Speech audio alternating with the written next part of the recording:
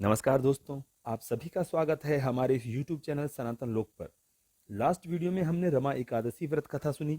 26 एकादशी व्रत कथा सीरीज में आज हम 24वीं एकादशी प्रबोधिनी एकादशी व्रत कथा सुनेंगे। उससे पहले आप सभी से अनुरोध है, जल्दी से इस चैनल को सब्सक्राइब कर लें और चैनल पर उपलब्ध सभी वीडियोज एक बार जरूर देखें। बेल आइकन को भी प्रेस कर दें ताकि आने वाले सभी वीडियोज आप तक सबसे पहले पहुंचें। तो चलिए शुरू करते हैं आज का वीडियो। धर्मराज युधिष्ठिर कहने लगे कि हे भगवान, मैंने कार्तिक कृष्ण एकादशी अर्थात रमा एकादशी का सविस्तार वर्णन सुना। अब आप कृपया करके मुझे कार्तिक माह के शुक्ल पक्ष की एकादशी के विषय में भी बताइए। इस एकादशी का क्या नाम है तथा इसके व्रत का क्या विधान है, इसकी विधि क्या है, इसका व्रत करने से किस फल की प्राप्ति होती है, कृपया सब विस्तार पूर्वक कहिए। भगवान श्री कृष्ण बोले, कार्तिक माह के शुक्ल पक्ष में तुलसी विवाह के दिन आने वाली इस एकादशी को विष्णु प्रबोधिनी एकादशी, देवोत्थान एकादशी, देव उठनी एकादशी तथा प्रबोधिनी एकादशी भी कहा जाता है। इस दिन भगवान विष्णु 4 माह की निद्रा के पश्चात जागते हैं तथा इस दिन तुलसी विवाह भी कराया जाता है। इस एकादशी से तुलसी और शालिग्राम विवाह के साथ ही सभी मांगलिक कार्यों की शुरुआत भी हो जाती है। यह एकादशी बड़े बड़े पापों का नाश करने वाली है। इसका महत्व मैं तुमसे कहता हूं, ध्यानपूर्वक सुनो। एक राजा था, उसके राज्य में प्रजा सुखी थी। एकादशी को कोई भी अन्न नहीं बेचता था और ना ही ग्रहण करता था, सभी फलाहार करते थे। एक बार भगवान ने राजा की परीक्षा लेनी चाहिए। भगवान ने एक सुंदरी का रूप धारण किया तथा रास्ते पर बैठ गए। तभी राजा उधर से निकला और सुंदरी को देखकर चकित रह गया। उसने पूछा, हे सुंदरी, तुम कौन हो और इस तरह यहाँ क्यों बैठी हो? तब सुंदर स्त्री बने भगवान बोले, मैं निराश्रित हूँ, नगर में मेरा कोई जाना पहचाना नहीं है, किससे सहायता मांगू? राजा उसके रूप पर मोहित हो गया। राजा बोला, तुम मेरे महल में चलकर मेरी रानी बनकर रहो। सुंदरी बोली, मैं तुम्हारी बात मानूंगी, पर तुम्हें राज्य का अधिकार मुझे सौंपना होगा। राज्य पर मेरा पूर्ण अधिकार होगा, मैं जो भी बनाऊंगी तुम्हें खाना होगा। राजा उसके रूप पर मोहित था, अतः उसकी सभी शर्तें स्वीकार कर लीं। अगले दिन एकादशी थी। रानी ने हुक्म दिया कि बाजारों में अन्य दिनों की तरह अन्न बेचा जाए। उसने घर में मांस मछली आदि पकवाई तथा परोस कर राजा से खाने के लिए कहा।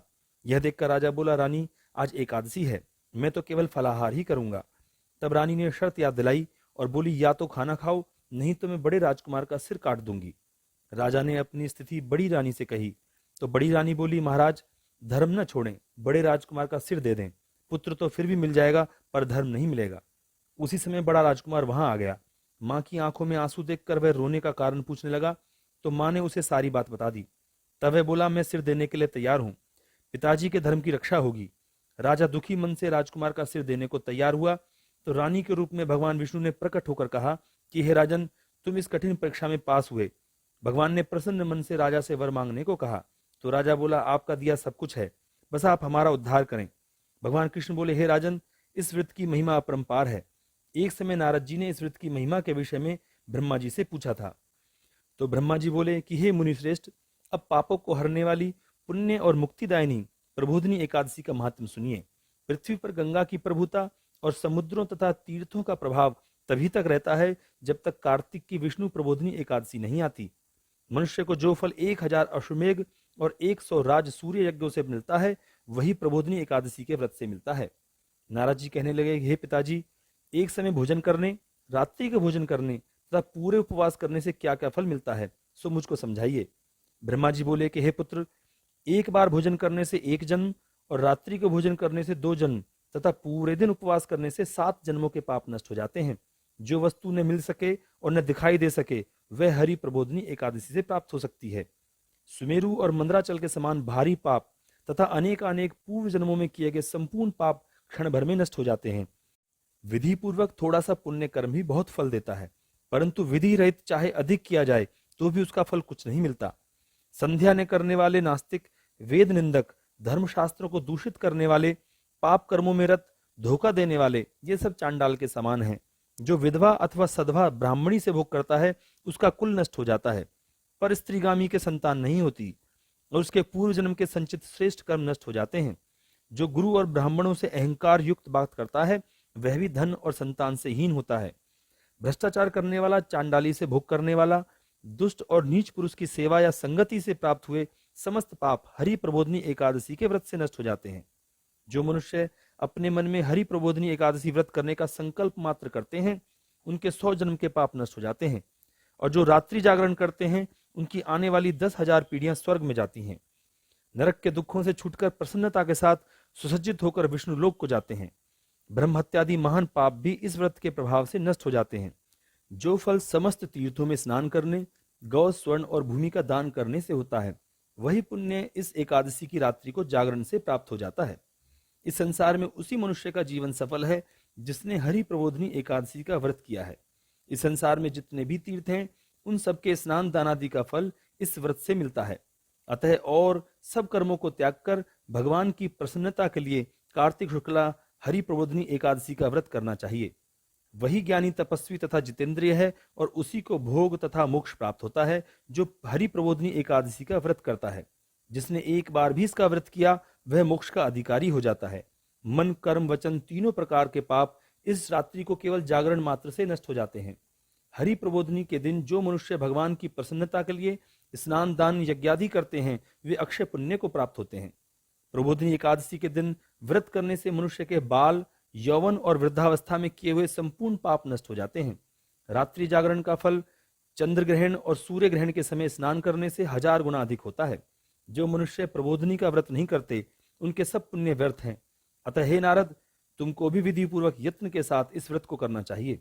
कार्तिक मास में धर्म परायण होकर जो व्यक्ति अन्न नहीं खाते, उन्हें चंद्रायण व्रत का फल मिलता है।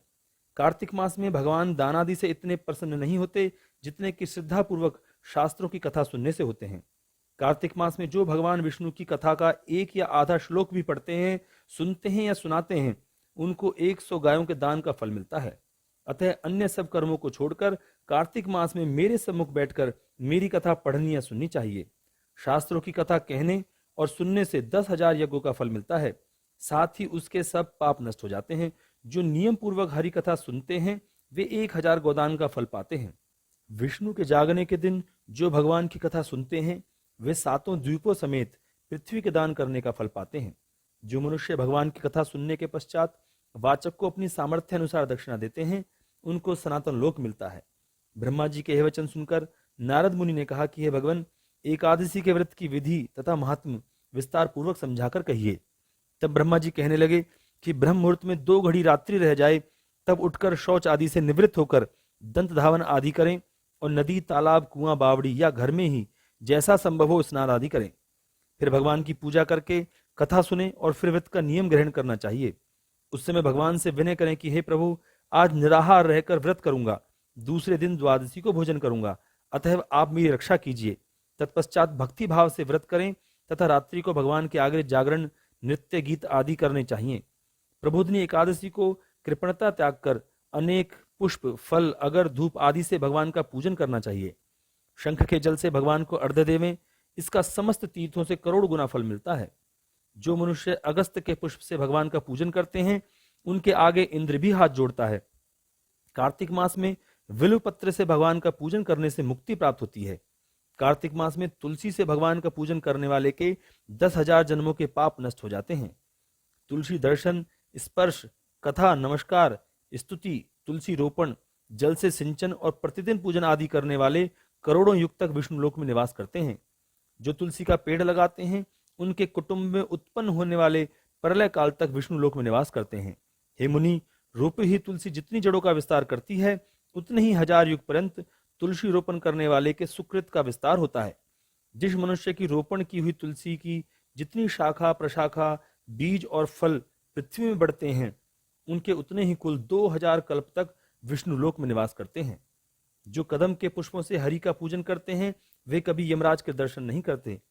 गुलाब के पुष्पों से भगवान का पूजन करने वाले को मुक्ति प्राप्त होती है।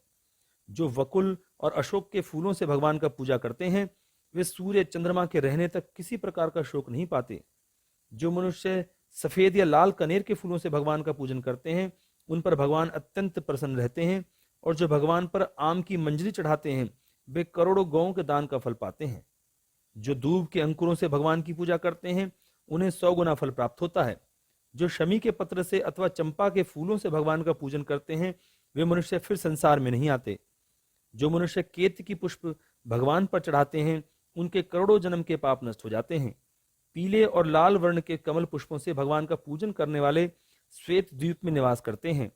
इस प्रकार रात्रि में भगवान का पूजन कर प्रातःकाल स्नान जप तथा नित्य कर्म करके घर पर आकर विधि पूर्वक भगवान केशव का पूजन करें। व्रत की समाप्ति पर विद्वान ब्राह्मणों को भोजन करावें और दक्षिणा देकर क्षमा याचना करें। इसके पश्चात भोजन, गौ और दक्षिणा देकर गुरु का पूजन करें। जो वस्तु व्रत के आरंभ में छोड़ने का नियम किया हो वह ब्राह्मणों को दे दें।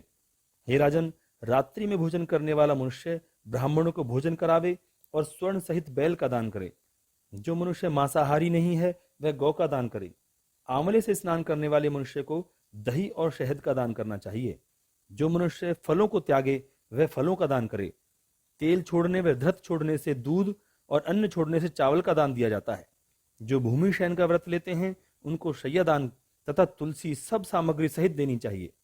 पत्ते पर भोजन करने वाले को स्वर्ण का पत्ता धृत के सहित देना चाहिए। मौन व्रत धारण करने वाले को ब्राह्मण व ब्राह्मणी सहित मिठाई का भोजन कराना चाहिए। बाल रखने वाले को दर्पण, जूता छोड़ने वाले को एक जोड़ा जूता तथा लवण त्यागने वाले को सरकरा दान करनी चाहिए। मंदिर में दीपक जलाने वाले को तथा नियम लेने वाले को व्रत की समाप्ति पर ताम्र अथवा स्वर्ण के पत्र पर धृत और बत्ती रखकर विष्णु भक्त ब्राह्मण को दान देना चाहिए। एकांत व्रत करने वाले को 8 कलश वस्त्र और स्वर्ण से अलंकृत करके दान करने चाहिए।